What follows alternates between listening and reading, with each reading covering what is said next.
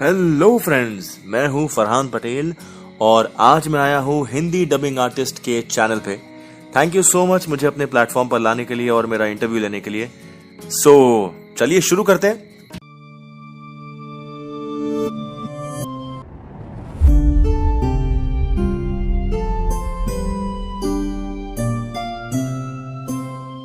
Sir नमस्कार और thank you इस इंटरव्यू के लिए। मैंने इस इंटरव्यू के लिए कुछ क्वेश्चंस प्रिपेयर करके रखे हुए थे, तो मैं उन्हीं से शुरुआत करूंगा।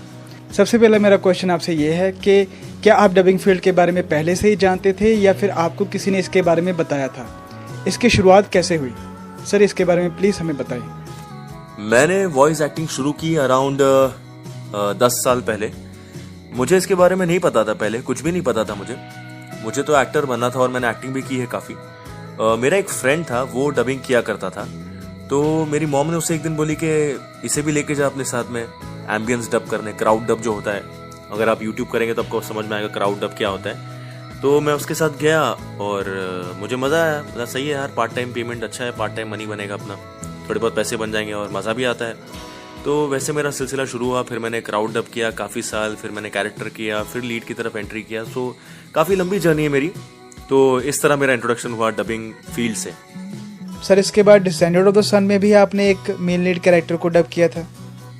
जी हाँ, मैंने डिसेंडेंट्स ऑफ द सन में कैप्टन शिजिन को अपनी वॉइस दी थी एंड ये मेरे दिल के बहुत करीब है ये कैरेक्टर कैप्टन शिजिन, क्योंकि मेरा फर्स्ट लीड रोल था ये।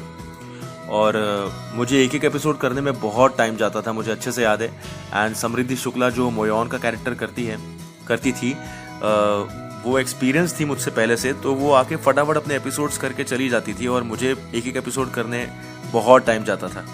और इट वॉज अमेजिंग। सर क्या कोई ऐसा कैरेक्टर था जिसको डब करने में आपको बहुत मज़ा आया हो? वैसे तो मुझे सभी किरदार करने में बहुत मज़ा आता है, क्योंकि हम हर एक किरदार में अपना कुछ ना कुछ खुद की चीज़ दे देते हैं उसके अंदर अगर हम जब तक नहीं खोएंगे तो वो किरदार अच्छा नहीं होगा। लेकिन वो कहते हैं ना, जो सबसे पहला काम होता है, जो सबसे पहला बड़ा काम होता है, वो दिल के हमेशा करीब होता है। तो मेरे दिल के करीब है डिसेंडेंट्स ऑफ द सन, जो कोरियन शो है, जो जिंदगी चैनल पे आया था। इसमें मैंने यू शिजिन की आवाज़ दी थी और वो मेरे दिल के बहुत करीब है। और बॉयज़ ओवर फ्लावर्स, जिसमें मैंने जुन पियो को वॉइस दी थी। तो वैसे तो बहुत सारे प्रोजेक्ट्स हैं, लेकिन ये दो हमेशा टॉप पे रहते हैं, क्योंकि बहुत स्टार्टिंग ऑफ द करियर में मुझे ये मिल गए थे शो। जब मैं लीड करना मैंने शुरू किया था, तब मुझे ये दो प्रोजेक्ट मिले थे। सर मुझे आपका डे ड्रीमर में जो एक मुजफ्फर का कैरेक्टर रहता है वो बहुत ही अच्छा लगा।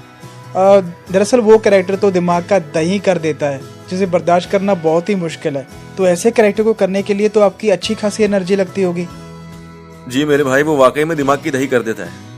मैं भी जब डब करता था मेरा भी दिमाग का दही हो जाता था। लेकिन बहुत मज़ा आता है, बहुत एनर्जेटिक कैरेक्टर है, तो उसके लिए एनर्जी बहुत चाहिए वाकई में। मैं कभी कभी रात में जाता था डब करने, तो मेरी एनर्जी डाउन रहती थी, तो मैं चाय वाय पी के ज़रा बात करके अपने आप को ज़रा जोश में लाके फिर मैं वो डब करता था। क्योंकि उसको ऐसे डब करना बहुत प्लेन लगता है, क्योंकि उसने बहुत एनर्जी दिखाई है अपनी, तो बहुत अच्छा एक्ट किया उसने। तो मुझे भी उसके टक्कर में डब करना पड़ता था। सो या इसके बाद सर न्यू ब्राइड में भी आपने बरन और गोखान को डब किया है ना? थैंक यू भाई। जी हाँ, मैंने न्यू ब्राइड में बरन और गोखान दोनों को वॉइस दी है। बरन में थोड़ी भारी करके और गोखान में नेचुरल वॉइस रखी है। ये शो भी 11 मिलियन प्लस पार कर दिया है MX पे, और बहुत कॉमेडी शो है, बहुत अच्छा शो है। मज़ा आया डब करने मुझे उसमें। बरन का कैरेक्टर बहुत अच्छा लगा मुझे, बहुत ही सही है। और गोखान का भी अच्छा था। ओवरऑल सीरियल ही अच्छा है, सबका अपने अपने कैरेक्टर्स की पेक्युलरिटी है, मज़ा आता है देखने। सर ज़्यादातर मैंने मोहित सिन्हा, ईश ठक्कर और आपकी वॉइसेस को काफ़ी कोरियन शोज़ और एनिमे शोज़ में सुना है। क्या आप तीनों ज़्यादातर डबिंग एक साथ ही करते हैं? जी थैंक यू। आपने मेरी और ईश ठक्कर और मोहित सिन्हा की वॉइस काफ़ी जगह सुनी है। बस काम कर रहे हैं, मेहनत कर रहे हैं, और आई होप इसी तरह आप हमारी वॉइसेस सुनते रहें। Thank you so much, thank you. Sir मैंने सुना है कि जब वॉइसिंग के ऑडिशंस के लिए वॉइस एक्टर्स को बुलाया जाता है, तो वहाँ पर जिस कैरेक्टर के लिए आवाज़ चाहिए होती है उसको ब्लर कर दिया जाता है, ताकि जो उस कैरेक्टर के बारे में कुछ भी पता ना चल सके। क्या ये बात सच है? नहीं, ऐसी बात नहीं है, बिल्कुल भी ब्लर नहीं किया जाता है। उल्टा हमें अच्छे से एक्सप्लेन किया जाता है कि ये कैरेक्टर है, ये ऐसा दिखता है, तो हमें स्क्रिप्ट दी जाती है प्रॉपर। ब्लर वगैरह कुछ नहीं होता है, ऐसा बिल्कुल भी नहीं। ये गलत अफवाह है, गलत सुना है आपने, ऐसा कुछ नहीं होता है। हमें अच्छे से समझाया जाता है और वो कैरेक्टर भी अच्छे से दिखाया जाता है। हाँ, मोस्ट मतलब कभी कभी क्या होता है, जैसे मतलब फॉर एग्जाम्पल पापो मीटर है, तो जब उसके ऑडिशंस हुए थे तो हमारे पास सिर्फ एक फ़ोटो था कि थकेला पकेला ऐसा दिखता है, तो इस फोटो को देखकर तुम्हें क्या आवाज़ जो सूझती है वो तुम अपने हिसाब से बनाओ। तो क्योंकि क्या होता है, ये एनिमेटिक्स है, एनिमेटिक्स में क्या होता है कि पहले हम डब करते हैं, उसके ऊपर एनिमेशन बनता है। तो इस मौके पे ऐसा होता है। बाकी जो हम नेटफ्लिक्स वगैरह के करते हैं, जो शोज़ करते हैं, उसमें हमें प्रॉपर कैरेक्टर दिया जाता है, हम एक सीन इनैक्ट करते हैं पूरा हमारी वॉइस में, और फिर वो चैनल को भेजा जाता है और वॉइस सिलेक्ट होती है। सर क्या कभी आपको कोई ऐसा कैरेक्टर करने को मिला है जिसको करने में आपको परेशानी आई हो? परेशानी तो नहीं कह सकते, लेकिन चैलेंजिंग कह सकते हैं। चैलेंजिंग कह सकते हैं क्योंकि कभी कभार क्या होता है कि स्क्रिप्ट बराबर नहीं होती है और कैरेक्टर बहुत ज़्यादा बोल जाता है फॉरेन लैंग्वेज में, फॉर एग्जांपल टर्किश हो गया, स्पेनिश हो गया, और स्क्रिप्ट अगर अच्छी नहीं हो तो बहुत मेहनत करनी पड़ती है अपने वर्ड्स डाल के, उसके हिसाब से उसका लिप देख के कि क्या बैठेगा। तो चैलेंजिंग कह सकते हैं। तो जो डे ड्रीमर एक शो आता है MX पे, तो उसमें जो मुजफ्फर का कैरेक्टर था वो बहुत चैलेंजिंग लगता था मुझे। परेशान नहीं करता था, चैलेंजिंग लगता था, मुझे मज़ा आता था वो कैरेक्टर करने। स्क्रिप्ट ख़राब होती थी कभी कभार, तो खुद से बना के मैंने बहुत चीज़ें इम्प्रोवाइज़ की है उसके अंदर और अपना बेस्ट देने की कोशिश की है। सो या चैलेंजिंग मुझे ये कैरेक्टर लगा था। सर अगर कोई वॉइसिंग फील्ड में आना चाहे तो कैसे वो इस फील्ड में आ सकता है? क्योंकि बहुत से लोग डबिंग आर्टिस्ट बनना चाहते हैं पर वो ये जानते नहीं कि इसकी शुरुआत कैसे करें। तो प्लीज़ इसके बारे में बताइए कि वो कैसे एक डबिंग आर्टिस्ट बन सकते हैं, इसकी शुरुआत कर सकते हैं। देखिए, मैं सबसे यही कहता हूँ, जो एक्टर बनना चाहता है वो थिएटर करे और जो डबिंग आर्टिस्ट बनना चाहता है वो क्राउड डब करे। इससे आपका फाउंडेशन जो है वो स्ट्रांग होता है। जैसे बेसिक्स जो होते हैं, जैसे बच्चों को ABCD हम सिखाते हैं, तो वो ABCD आपका स्ट्रांग हो जाएगा। बेसिक्स अगर स्ट्रांग होगा आपका, तो आपका कोई हाथ नहीं पकड़ पाएगा, आप और अच्छे से कर पाएंगे उस चीज़ को। या तो फिर आप वर्कशॉप अटेंड कर लीजिए या क्लासेस ज्वाइन कर लीजिए।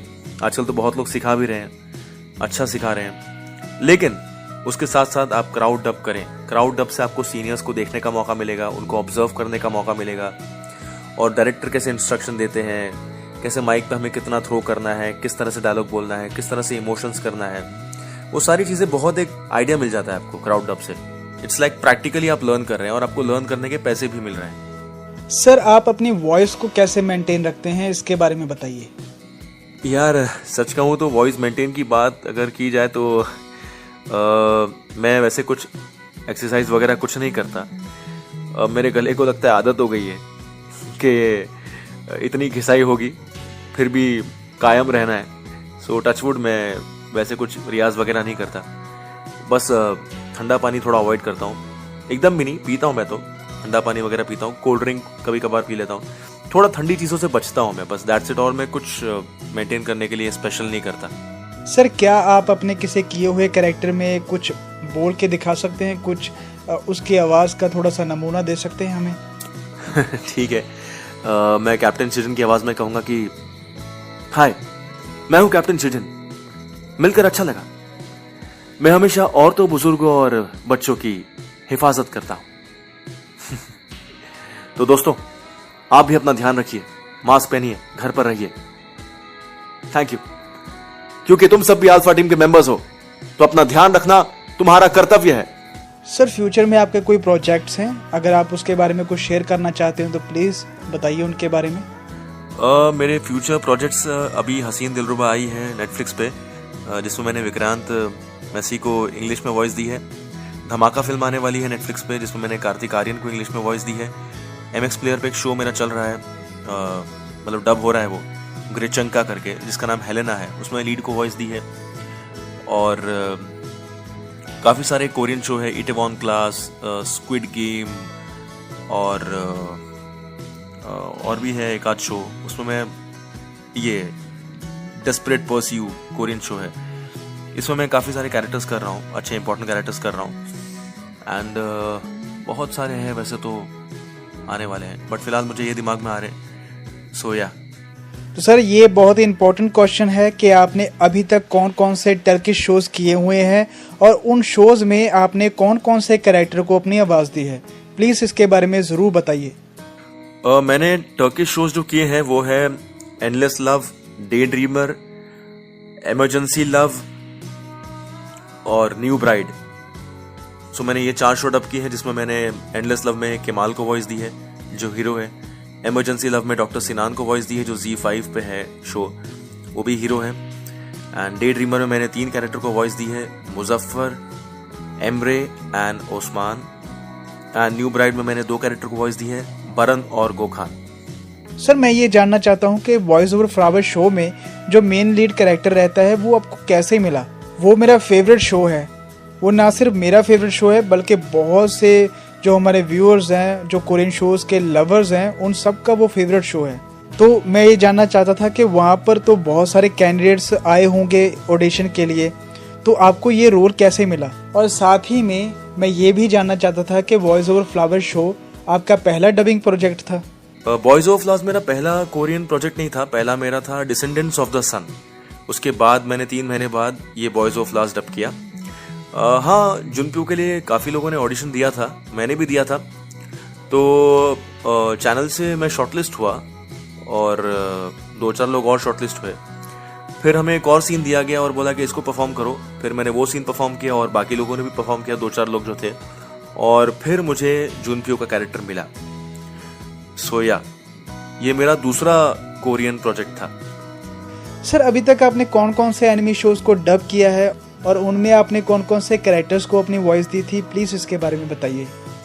एनिमे शो जो मैंने डब किए हैं वो है बेब्लेड बर्स्ट टर्बो, जो कि बहुत फेमस है।